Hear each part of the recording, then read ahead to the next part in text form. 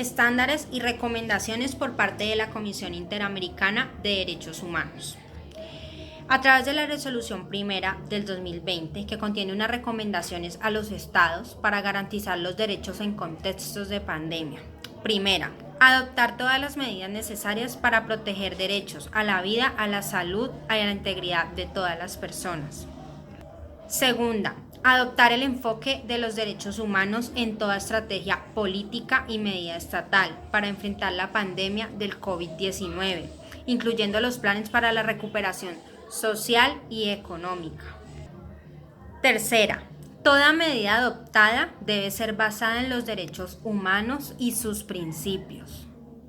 Cuarta, la rendición de cuentas, el respeto al Estado de Derecho. El fortalecimiento de la cooperación entre los estados debe estar presente en todas las medidas. Quinta, las medidas que los estados adopten y resulten en restricciones de derechos deben ajustarse a los principios pro persona y su finalidad debe garantizar la salud pública y la protección integral. Sexta, las medidas de protección de determinados derechos, como los estados de excepción o emergencia, deben atender a los organismos del derecho internacional, legalidad, necesidad, proporcionalidad y temporalidad, evitando afectaciones al sistema democrático.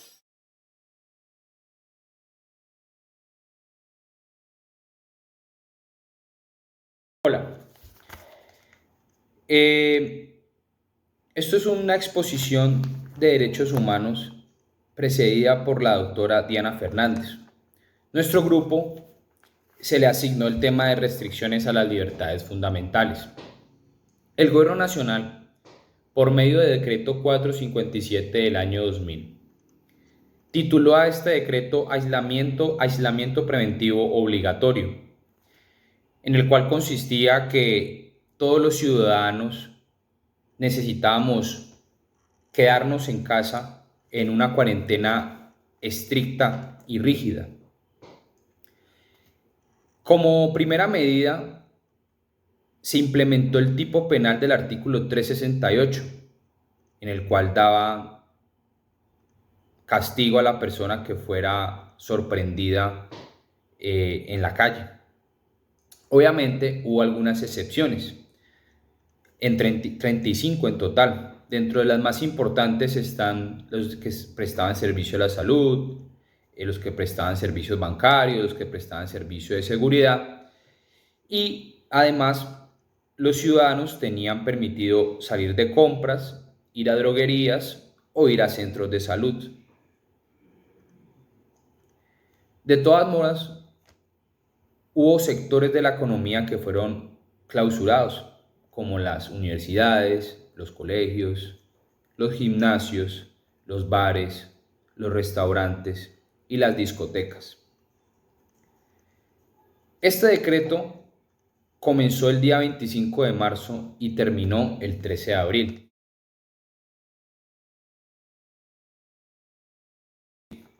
Sin embargo, el gobierno nacional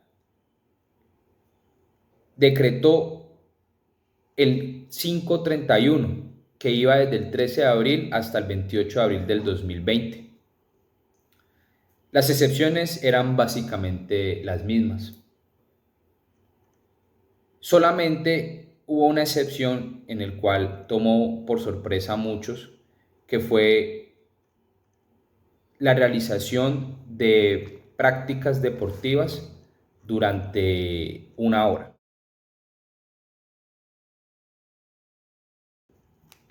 Después de eso, mediante decreto 593, se amplió el aislamiento preventivo obligatorio desde el día 27 de abril hasta el 11 de mayo del 2020.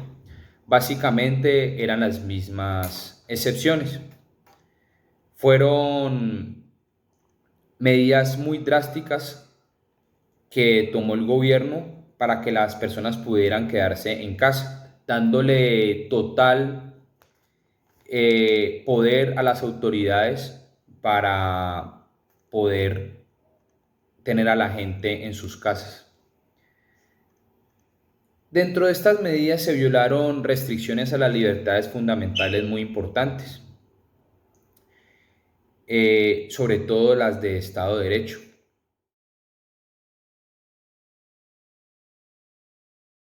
Mediante Decreto 749 del año 2020, que empezó a regir a partir del 1 de junio hasta el 1 de julio de 2020, el presidente toma medidas en cuanto a las restricciones de nuestras libertades fundamentales que habíamos tenido con los decretos anteriores de confinamiento total y obligatorio.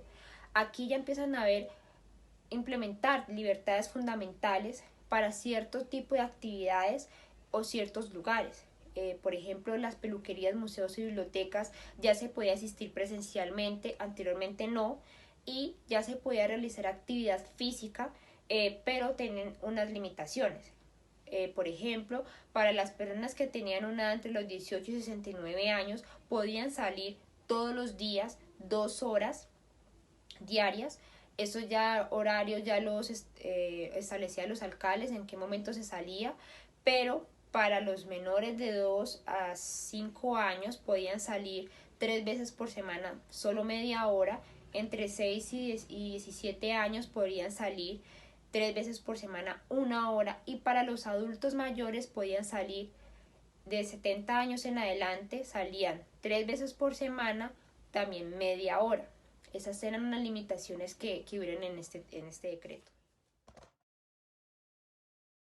Mediante el decreto 847 del año 2020, que modificó el decreto 749, el presidente tomó otro tipo de medidas en cuanto a las restricciones de nuestras libertades fundamentales. Aquí, poco a poco, también empezó a ampliar estas libertades fundamentales para que gozáramos de estas libertades nosotros, y implementó, por ejemplo, que los polideportivos y piscinas podían abrirse limitándose a cierto grupo de personas, que eran aquellas personas que practicaban un deporte de manera individual y profesional. En cuanto a los adultos mayores, él amplió el tiempo en el que ellos podían salir, limitándolo a 3 veces por semana, 1 hora al día. Y estableció que los municipios que no tenían ningún caso de COVID-19 tenían más libertades, pues obviamente porque no estaban tan afectados como el resto de ciudades principales. En este ya se podían asistir a restaurantes de manera presencial y se puedan asistir a cultos religiosos, pues obviamente teniendo en cuenta todos los protocolos de bioseguridad, y tuvieran coordinación con el Ministerio de Interior y el Ministerio de Salud. Bueno, para continuar desarrollando el tema, hay una sentencia de una tutela, la 062, que profirió el juzgado 61 administrativo del circuito de Bogotá. Esta es la sentencia que llaman la revolución de las canas. En esta sentencia vemos cómo los accionantes, que fueron más de 20, se quejaron de la resolución 464 del 2020, donde limitaba a las personas mayores de 60 años a hacer ejercicio. Esta sentencia dice que ni en estado de excepción se pueden suspender las libertades fundamentales, como es la libertad de locomoción y el libre desarrollo de la personalidad. Los decretos nacionales frente a la pandemia fueron y han sido muy estrictos. Como lo pueden ver, se impuso el uso de tapabocas en cualquier establecimiento público o comercial. Es por eso que en este momento me encuentro con el señor Chucho Jiménez. Vamos a proceder a hacerle una entrevista diciéndole lo siguiente: ¿cómo se vio usted afectado frente a las medidas implementadas por el gobierno nacional? Es decir, ¿usted cree que fueron restringidas sus libertades fundamentales? Pues, ¿cómo le dijera yo? Hay un derecho fundamental que es el derecho a la vida. Y ahí viene el derecho también a la salud. Esta pandemia que nos ha tocado vivir a jóvenes y a viejos, nunca nos había tocado. Y el gobierno, siguiendo lineamientos de la Organización Mundial de la Salud, o sea, con evidencias científicas, restringió algunas libertades. En mi caso personal, que manejo una finca de ganado y de cultivos, pues no pude viajar, porque yo no tengo la finca para aquí en la casa, ni aquí cerquita de Cali, es en el norte del Valle del Cauca. Entonces tenía que salir y estuve más o menos 5 o 6 meses donde no pude ir, y vaya desagradable sorpresa cuando regresé a la finca nuevamente después de tanto tiempo. La finca estaba caída, abandonada, porque el mayordomo puede ser muy bueno, pero no es como cuando uno administra personalmente. El otro tema que también me había afectado fue el tema de la movilidad para hacer deporte. No poder salir al parque, no poder moverse, no poder hacer ejercicio, que entre otras cosas el ejercicio es fundamental para la salud, no solamente física, sino mental.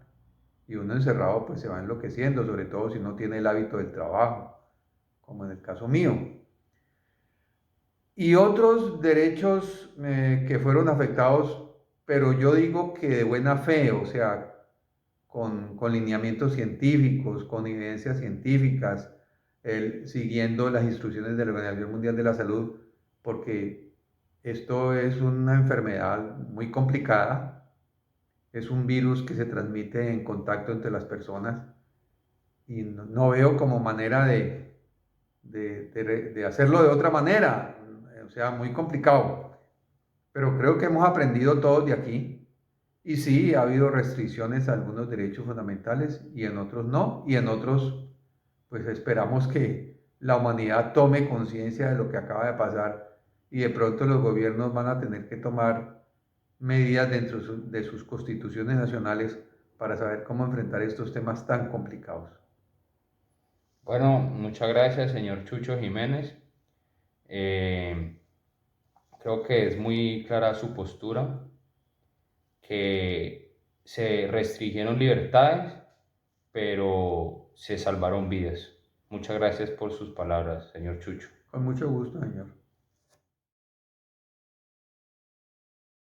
A partir del decreto 1076 del 28 de julio de 2020, el presidente toma otro tipo de medidas para nuestras libertades fundamentales. Ya no tenemos tantas restricciones como antes de nuestras libertades fundamentales, sino que él amplía muchísimo más estas libertades para que gocemos de estas, donde se puede asistir a otro tipo de eventos, de sitios. Por ejemplo, el presidente implementó lo que es la alternancia para los centros educativos. En cuanto a lo que son los adultos mayores de 70 años, el presidente amplió el tiempo y los días para que ellos puedan realizar actividad física. Ya no se limita 3 veces por semana, 1 hora al día, ahora son todos los días, 2 horas diarias. Como consecuencia pues de la acción de tutela que instaura este adulto mayor por las medidas que ha tomado el presidente, ya que se le estaban vulnerando su libertad de locomoción y la igualdad que no tenía en cuanto a los otros colombianos, porque pues se sabe que estos fueron confinados desde el principio de la pandemia y estaba visualizado que fuera hasta el 1 de agosto. También implementó lo que es abrir otro tipo de sitios como los hoteles, que ya se puede asistir a lo que eran centros de recreación, bares, discotecas, siempre y cuando se respetara los protocolos de bioseguridad. Finalmente, a partir del decreto 1168 del 25 de agosto del año 2020, el presidente toma otro tipo de medidas en cuanto a la restricción de nuestras libertades fundamentales. A partir de ese decreto ya no existe ninguna restricción a nuestras libertades fundamentales.